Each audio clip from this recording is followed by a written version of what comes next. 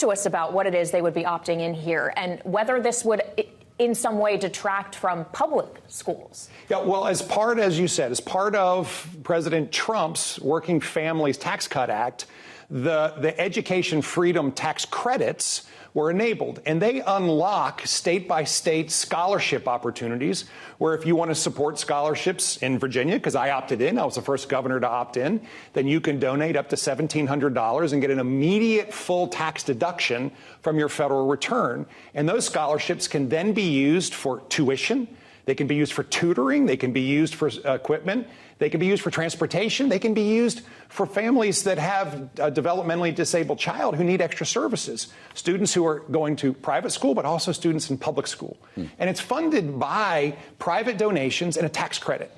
And therefore, it doesn't take a single dollar away from state education funds. And in fact, it's additive to it. And so there's really no reason why a governor would not opt into this. And we have 30 states that have opted in, but we have 20 that haven't. And the 20 that haven't, I believe, are putting politics in front of the needs of their citizens, because these scholarships can be life-changing.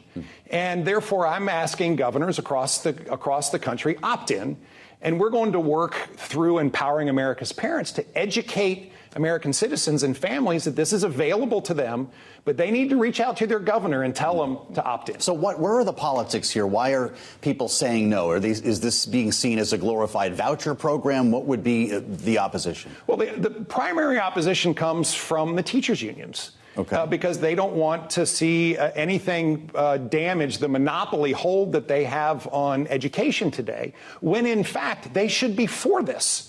Because it not only, yes, provides opportunities for private school tuition for families that otherwise couldn't afford it, but it provides also funds and scholarships for students in public school.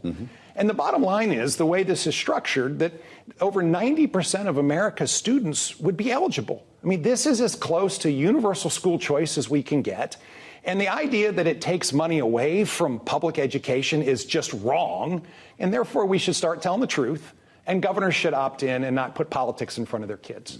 Well, I have to ask you, as you are clearly focusing a lot of your political capital on this initiative at a time when the country is at war. It's fueling higher gas prices. People have affordability challenges that they often talk about, from gas to groceries to health care. Why is school choice such an important issue? Well, first of all, affordability is the top issue in voters' minds right now. And I understand why. I mean, listen, the Biden-era inflation that was unleashed on our nation has had a long tail. And it still presents itself at the grocery store and lots of other places. And, of course, with crude prices that have been elevated because of the Iran conflict, we're seeing gas prices elevated as well. But now we see them coming back down.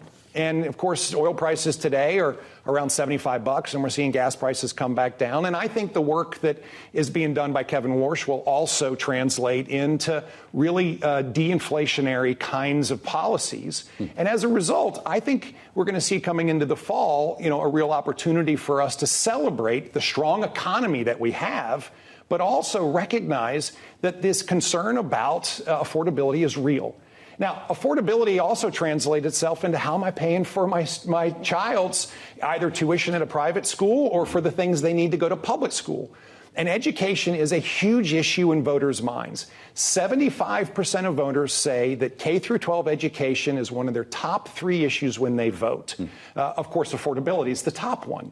And so here's a chance for us to really push for governors to opt into a program that addresses 2 real issues for voters. Affordability, because it provides scholarships that don't cost their state anything in an area that they really care deeply about, of course, which is the education of their children. Well, so you're speaking to affordability in a very compelling way. The president is actually speaking to it right now in Las Vegas by way of the One Big Beautiful Bill and no tax on tips, where this very program that we're talking about was born. But he's also said that Republicans have won on affordability and that it's a Democrat hoax. Is that not the right view? Well, I think what we all know is that the record inflation that was unleashed during Joe Biden has a long tail. And the Democrats have done a really good job of trying to convince Americans that the economy is failing. And therefore, what a lot of people are seeing every day, which is, of course, elevated prices resulting back from 2 or 3 years ago. But you had a tariff regime and a war in the Middle East, and they're ever higher. Yeah, well, I think what we've demonstrated first is that the war in the Middle East is a real impact on fuel prices. And we know fuel prices are a major contributor to prices and everything else. Crude's a meaningful input into most manufacturing processes. And of course, transportation costs for every good that's transported around the country. And so as gas prices went up, of course, we've seen some upward pressure on inflation. And I think as gas prices come back down, we're going to see this inflationary pressure relieved, and we're going to see prices abate. This is what we've seen time in and time out when it comes to gas prices moving up and down. And that's why I think it's so important today for us to recognize the underlying economy is really strong. Listen, the GDP print that was at 1.5% in the last quarter was really masking incredibly strong growth in consumer spending and in business investment. And the only detractor from it was, in fact, large inputs of machinery and tools that are going into all the factories that are being built all over the United States. And so I think we also see, as Secretary Bessent said earlier, a real opportunity for real strong GDP growth in the back half of the year as the record exports that we had in the second quarter are actually going to take charge over imports. And I think we're going to see GDP very strong in the back half. Well, you mentioned factories being built. It's not just factories. It's also data centers. This is obviously something that Virginia knows very well. Data Center Alley is not too far away from us now. And I wonder, as a former governor, how you're viewing the current debate around the proper approach policy-wise to data centers and regulating their development. We saw a moratorium put in place in New York by Governor Hochul, but this seems to be bipartisan. Governor Abbott yesterday says that no data centers in Texas are moving forward until an audit is completed. What's the right approach here? So the data center debate is a real debate around issues that matter a lot to voters. And so my first approach on the data center debate is it needs to first take place at the local level, because at least in Virginia, and I can't speak for how it works in every other state, the localities are where data centers are approved. So I've always felt that local governments, county supervisory boards and city councils should be where these decisions are taken for the zoning and all the appropriate permitting for a data center in the locality. And if a locality doesn't want it, well, then they shouldn't take it. I think, second of all, the issues around power are real issues. And the president has gone to work to push all of the developers to put power behind the meter. And in Virginia, when I was governor, we actually passed a bill that I signed that enabled our regulatory authority to create customized rates so that large users of power would pay more.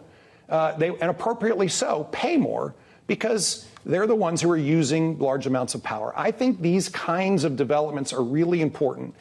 Listen, there's a lot of money that's going to be invested in the data center community. And Is there too much money? Well, supply chains come with it. And, one of the things that I have wanted to just make sure I correct the record on is there are a lot of jobs that do come with data centers, a lot of them. And some of them are missed because it's the supply chain that comes into it. Everything from the power supply equipment manufacturers and the HVAC equipment manufacturers and the folks that put the racks and stacks together and the service companies. It's tens of thousands of jobs in Virginia. And so this debate is not one we should dismiss. And in fact, I strongly have advised government leaders and, of course, the business leaders to engage with communities and listen to their concerns. And it's upon them to actually provide good answers. And if they can't get those answers, then the communities are going to say no. And this is what this is all about. They should not be forced on communities because communities should have this final say. But it is incumbent on the developers and the hyperscalers to recognize that there's real pushback, and they got to go to work in order to address some of these major concerns. That's fascinating to hear from you, especially knowing Virginia was the data center capital. Maybe it still is. Keep your governor's hat on, but put your old Carlisle hat back on as well. The question that Kailey followed up on there's a real concern in the market that this is the late 90s all over again. You were in Virginia when AOL was the biggest media company in the world. We were laying fiber everywhere, building all those data centers.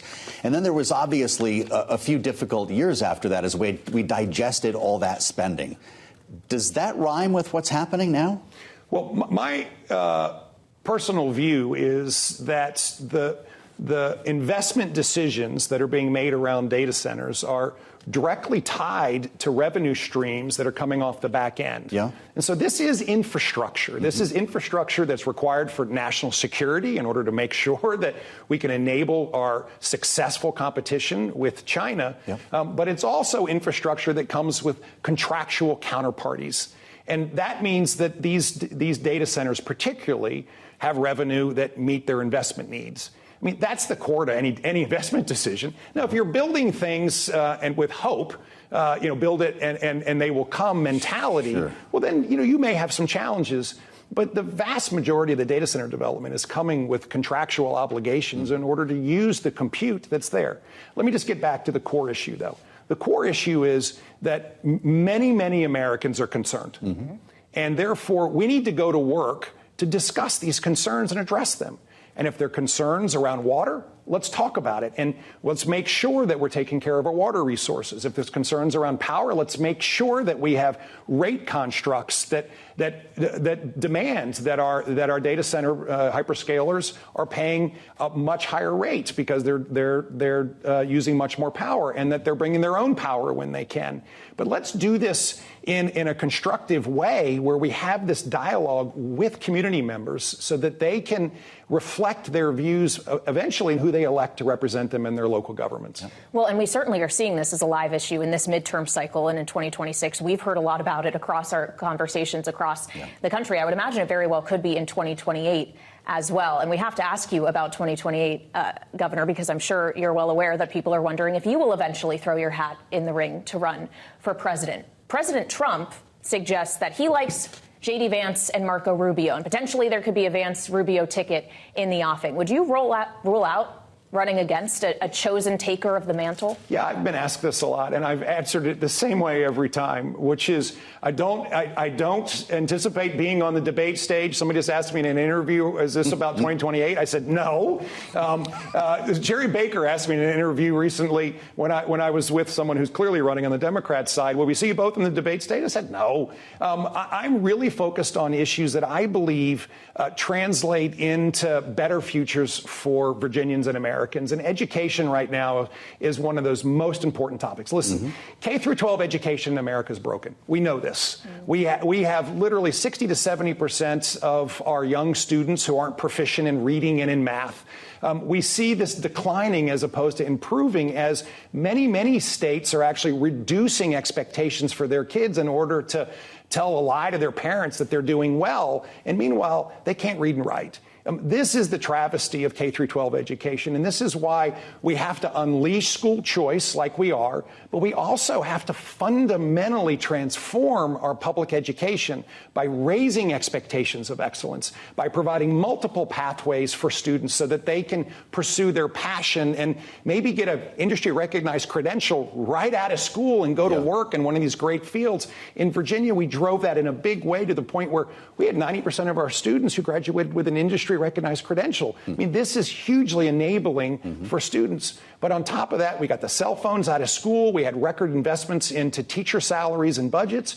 It takes all of this, but we have to enable parents to be at the head of the table. And when we do that and we focus on transforming public education, I think we have a shot of transforming our education system from the failure that it is today to a successful education system that unlocks the dreams of our kids. I feel like a speech like that would be noticed in 2028. I don't know about you, but point of clarity. No, not on the debate stage in 2028 or ever. Well, that's what everybody keeps asking me, and I keep answering it the same way over and over and over again. Okay. And so, again, this issue is one for the here and now. Yeah.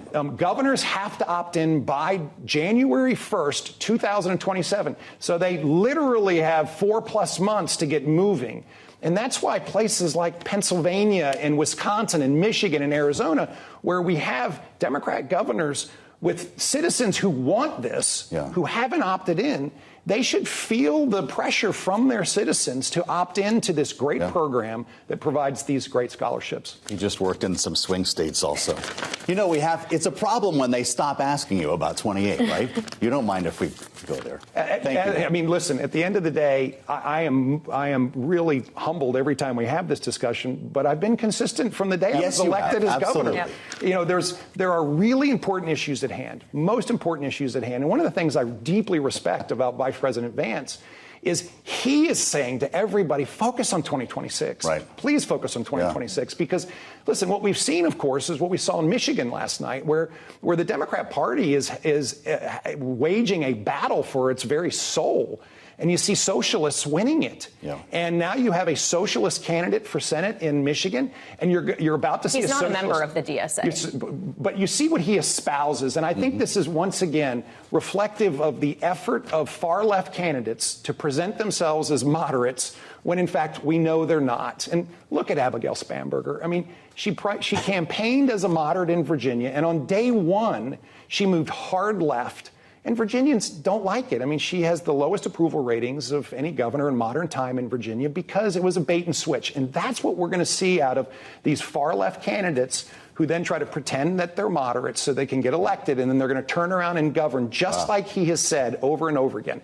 And we're going to see Francesca Hong nominated on Monday or Tuesday in Wisconsin as a governor's candidate, and she wants to get rid of Thanksgiving. I mean, come on. This stuff is really, really crazy stuff, and I think it's a chance for Americans, Republicans, independents, and Democrats to come together and say, we're going to stand for the basic belief system of this nation. We're going to disagree on things. We're allowed to disagree on things, and we can disagree without being disagreeable all the time. But we have to stand for the principles that make America America and not let the socialists actually take over not just the Democrat Party, but the America.